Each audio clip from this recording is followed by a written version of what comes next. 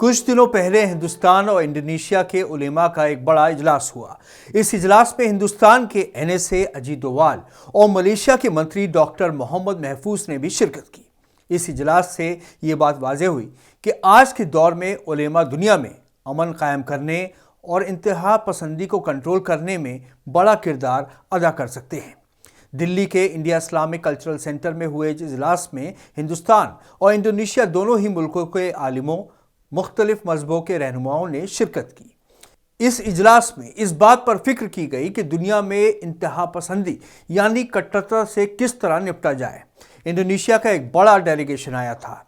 हिंदुस्तान के NSA अजीत डोवाल ने इस कॉन्फ्रेंस का आगाज़ करते हुए दहशतगर्दी के लिए दुनिया में ISIS जैसे दहशतगर्द तंजीमों का हवाला दिया। उन्होंने मजहबी रहनुमाओं से कहा कि वो दहशतगर्दी के शिकार दोनों मुल्कों को इस बुराई से निजात दिलाने में मदद करें। उन्होंने कहा कि दोनों मुल्कों के आलिमों को जमा करने का मकसद रवादारी, आपसी भाईचारा और को एग्जिस्टेंस में यकीन दिलाना है। उन्होंने कहा कि इस्लाम के मुताबिक जिहाद की सबसे बेहतरीन शक्ल जिहाद अफजल है, यानी अपनी नफ्स के खिलाफ जिहाद। उन्होंने उलेमा से कहा कि वो इंसानियत के खिलाफ चल रहे प्रोपेगेंडा को थामने के लिए आगे बढ़ें और ख़ास तौर पर नौजवानों को सही रास्ता दिखाएं ताकि उनका मुस्तकबिल रोशन हो। इंडोनेशिया के मिनिस्टर डॉक्टर मोहम्मद महफूज ने कहा कि हिंदुस्तान जैसे मसाइल उनके मुल्क में भी हैं, लेकिन मजहबी रहनुमाओं ने उनके हल में अहम रोल अदा किया है। उन्होंने कहा कि उनके आलिमों की इस तजवीज़ का पैगाम पूरी दुनिया में जा रहा है। इस इजलास में जमीयत उलेमा हिंद के सरबराह मौलाना महमूद मदनी, अहले हदीस के अमीर इमाम असगर मेहंदी सल्फी, मौलाना कल्बे जवाद और बोहरा मुआशरे के जनाब कुसाई जलालुद्दीन भी मौजूद थे। स्वामी चिदानंद सरस्वती, इकबाल सिंह लालपुरा, रिनचेन लामो और हिंदुस्तान के मुस्लिम दानिश्वरों ने भी शिरकत की। इस कॉन्फ्रेंस को मजहबों के आलिमों के बीच बातचीत का नाम दिया गया। इसमें दोनों ही मुल्कों के मजहबी रहनुमाओं को दावत दी गई थी ताकि वो आपस में मिल बैठकर समाज से इंतहा पसंदी पर काबू पाने पर बातचीत करें। अजमेर शरीफ के सज्जादा नशी सैयद नसरुद्दीन चिश्ती ने अपने ख्यालात जाहिर करते हुए कहा कि इस तरह की बातचीत लोगों को अकीदे और नज़रिए के तौर पर मुत्तहिद करती है और इसके लिए सबको एक प्लेटफॉर्म पर जमा होना ज़रूरी है। जाहिर है कि ज़्यादातर दहशतगर्दी और कट्टरता मज़हब के नाम पर ही होती है।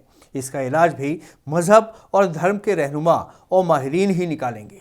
इसलिए उनका एक साथ मिलकर बैठना, आपस में बातचीत करना और सरकार की सपोर्ट बहुत ज़रूरी है, तभी इतने बड़े मसले से निपटा जा सकता है।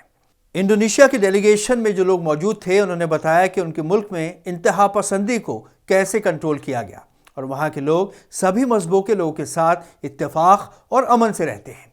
वहाँ कई चुनौतियों के बावजूद मुसलमान, हिंदू, ईसाई, बौद्ध और कन्फ्यूशियस धर्म को मानने वाले लोग बड़े इत्तेफाक से रहते हैं। इस तरह के निज़ाम के लिए इंडोनेशिया के उलेमा का एक बड़ा किरदार है। दुनिया में मुसलमानों की तादाद इंडोनेशिया में सबसे ज़्यादा है, हिंदुस्तान का तीसरा नंबर आता है, लेकिन दोनों मुल्कों की बुनियाद एक ही तरह की तहजीब पर कायम है। जाहिर है सवाल ये भी उठता है कि जहाँ दहशतगर्दी और कट्टरता को ख़त्म करने की बात कही जाती है, वहाँ इस बात पर भी गौर करना ज़रूरी है कि ये वजूद में क्यों आती हैं। कॉन्फ्रेंस में शिरकत कर रहे सभी लोगों ने इस बात पर इत्तेफाक किया कि हिंदुस्तान और इंडोनेशिया में मजहबी बुनियाद परस्ती और इंतहा पसंदी के चैलेंजेस का मुकाबला करने की ज़रूरत है।